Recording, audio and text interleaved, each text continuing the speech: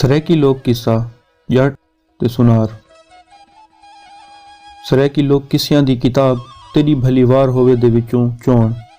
ਲਿਖਾਰੀ ਮਲਿਕ ਆਸਿਫ ਸਿਆਲ। ਪੜ੍ਹਨਹਾਰ ਸ਼ਮਾਇਲ ਮੁਹਾਣਾ। ਪ੍ਰੋਡਿਊਸ ਬਾय ਸਰੈਕੀ ਰੀਤ। जट ते सुनार।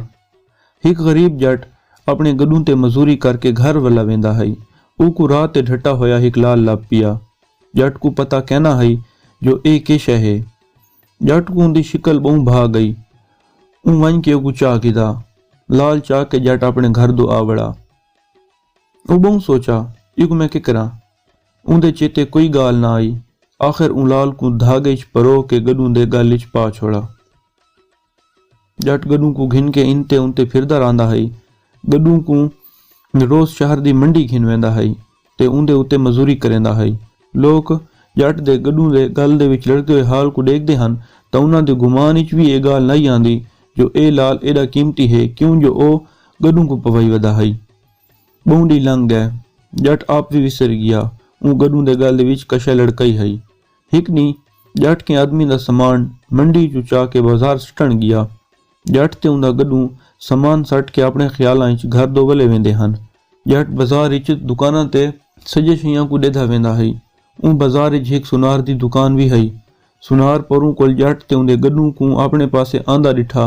सुनार दी अपड़गुत्ती दीद गड्डू दे गल दे विच लड़कदे होए लाल ते वंज पई। सुनार लाल को देख के बुझ गया जो ये असली ते बहु कीमती है। सुनारा तिखे तिखे जट दो आया त्यों को आखा बीरण मैं तेरे गड्डू दे गल विच लड़के थेवे को देख सकदा।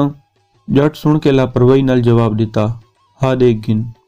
सुनारे लाल को चंगी तरह डिठा जेड़े ले को पक थी गया जो ये सुच्चा लाल है। ऊ जट को आखा इथे वा किथों गिदा हवे। जट आखा मैं को जंगल विच उलद है। सुनारे को पहले को पता लग गया है जो जट को ई लाल दी असलियत दा पता कोनी। ऊ जट को आखा वीरण ए मेरे ते विचेना। जट आखा हा विचेना भाली इंदे पैसे कितले देसें।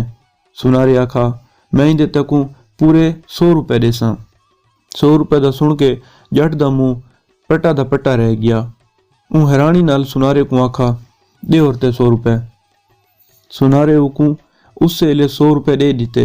जट इतू तिखे तिखे 100 रुपए घिन के टुर पिया। सुनारा दुकान विच लाल को अपनी तली दे उत्ते रख के लालची नजरां नाल देधा बैठा है जो लाल इचू अला आई। सुनारा तैं एक सादा जट कोल मैं को मुल कीता है।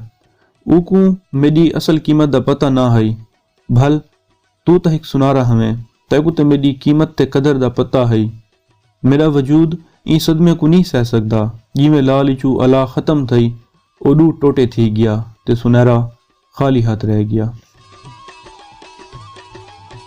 दोस्तों अगर सो कोई कहानी पसंद आई होवे तो सारे फेसबुक पेज को लाइक करे सो ते किस्से को शेयर करे सो ते सारे यूट्यूब चैनल को भी सब्सक्राइब करे सो। भला थी उन्हें बस दे रहो।